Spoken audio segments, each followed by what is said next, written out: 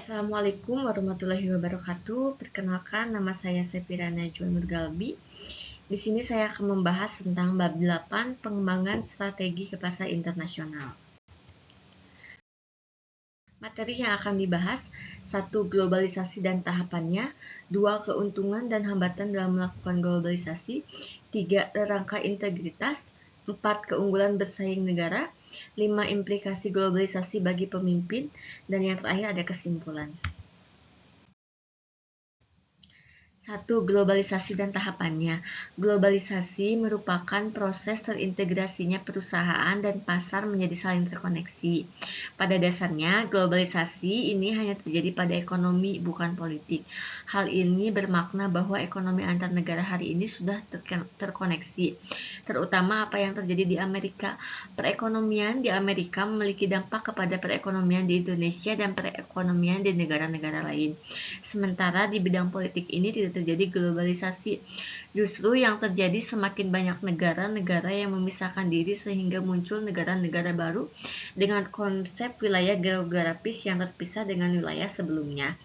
Jadi globalisasi di sini konteks ekonomi dan dibagi menjadi beberapa tahap. Yang pertama ada Globalisasi 1.0 terjadi pada tahun 1900 sampai 1941.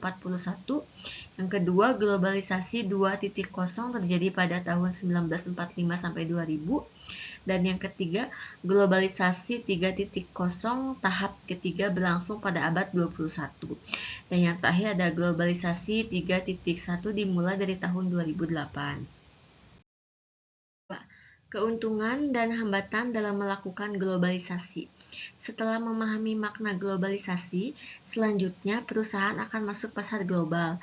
Ketika perusahaan melakukan ekspansi secara global, tentunya memiliki harapan untuk memberikan keunggulan kompetitif dan akan mengurangi biaya. Bila perusahaan akan melayani pasar lokal, maka Indonesia hanya memiliki pasar 270 juta penduduk. Tentu beda apabila perusahaan melayani ke Cina yang jumlah penduduknya mencapai 1,7 miliar. Secara sederhana, perusahaan akan berkembang melampaui batas pasar lokal. Bila perusahaan dapat meningkatkan keunggulan kompetitif, hal ini dapat dicapai dengan memperluas di pasar luar negeri. Untuk dapat seperti itu, perusahaan harus memiliki basis keunggulan kompetitif. Michael Porter menyatakan, keunggulan kompetitif dapat dicapai bila perusahaan memiliki yang namanya diferensiasi, biaya rendah ataupun inovasi. 3. Rangka integrasi responsif. Rangka ini terdiri dari 4 strategi utama yang digunakan perusahaan multinasional (MNE) dalam pasar tekanan untuk pengurangan biaya, integrasi global atau responsivitas lokal. Strategi internasional. Langkah pertama dalam internasionalisasi digunakan oleh MNE dengan pasar domestik besar atau keahlian kuat, cocok untuk produk kelas atas, contoh peralatan mesin, barang mewah. MNE cenderung berdiferensiasi melalui ekspor lisensi dan nirlaba. Keunggulan utama: memanfaatkan inti kompetensi skala ekonomi, implementasi biaya rendah melalui ekspor warlaba lisensi. Risiko utama: tidak ada atau terbatas lokal responsif, terpengaruh fluktuasi nilai tukar, masalah kekayaan intelektual. Yang kedua ada multi domestik, digunakan MNE untuk bersaing di negara-negara berbeda. Strategi bisnis utama adalah diferensiasi. MNE ingin dianggap sebagai perusahaan lokal. Keunggulan utama: lokal responsif tinggi, diferensiasi meningkat, resiko perubahan nilai tukar berkurang. Resiko utamanya duplikasi bisnis fungsi utama di berbagai negara menyebabkan biaya tinggi sedikit atau tidak ada skala ekonomi sedikit atau tidak ada pembelajaran antar wilayah. Risiko pengembalian IP tinggi. Dan yang ketiga ada standarisasi global, digunakan NME yang menawarkan produk atau layanan standar, contoh perangkat keras komputer, outscoring. Strategi bisnis utama adalah biaya kepemimpinan biaya rendah. Keunggulan utamanya ekonomi lokasi pembagian kerja global berdasarkan keunggulan kompetitif di lokasi berbiaya terendah, skala ekonomi dan standarisasi. Resiko utamanya tidak responsif lokal, sedikit atau tidak ada produk diferensiasi. Ekspor nilai tukar berlomba ke bawah, meningkatnya upah, resiko pengembalian IP. Dan yang terakhir ada transnasional, digunakan NME yang menggabungkan strategi global dan multi domestik, berfokus pada produksi responsivitas dan biaya rendah. NME perlu berpikir secara global tetapi tidak bertindak secara lokal. Keunggulan utamanya upaya menggabungkan manfaat lokalisasi dan standarisasi, berfokus pada pembuatan struktur organisasi, matriks global, skala ekonomi, responsivitas lokal, dan pembelajaran. Resiko utamanya struktur rumit global dan sulit dikelola mengarah ke tingkat kegagalan tinggi, eksposur nilai tukar, resiko pengembalian IP lebih tinggi. Dan yang keempat ada keunggulan bersaing dalam negara. Konsep ini dikembangkan oleh Michael Porter melalui kerangka kerja Diamond of National Competitive Advantage, intan keunggulan kompetitif nasional.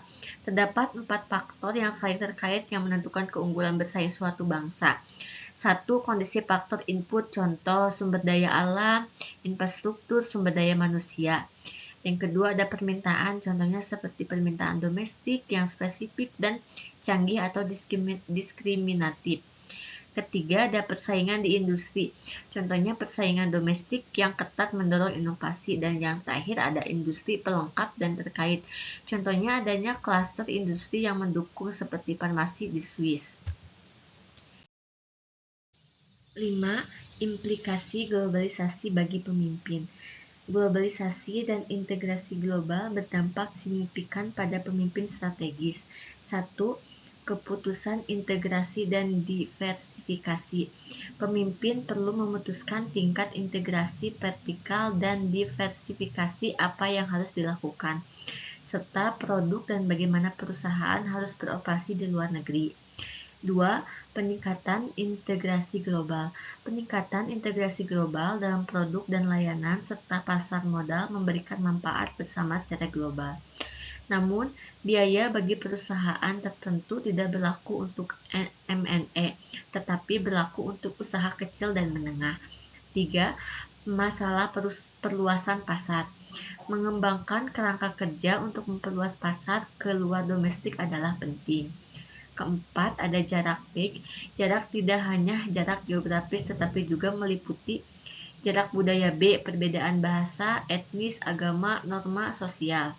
Jarak administrasi dan politik A, perbedaan peraturan, sistem politik, dan hukum. Jarak geografi G, jarak fisik, akses transportasi, iklim, dan zona waktu. Jarak ekonomi E, perbedaan daya beli konsumen, biaya sumber daya, dan infrastruktur. Dan kesimpulannya, globalisasi telah mengurangi hambatan perdagangan, memungkinkan perusahaan multinasional MNC menjadi pemain utama yang berekspansi secara global untuk mencari keunggulan kompetitif dan biaya rendah. Namun, mereka harus menyeimbangkan trade-off karena standarisasi produk untuk efisiensi biaya versus responsivitas lokal untuk menyesuaikan diri dengan selera pasar di berbagai negara.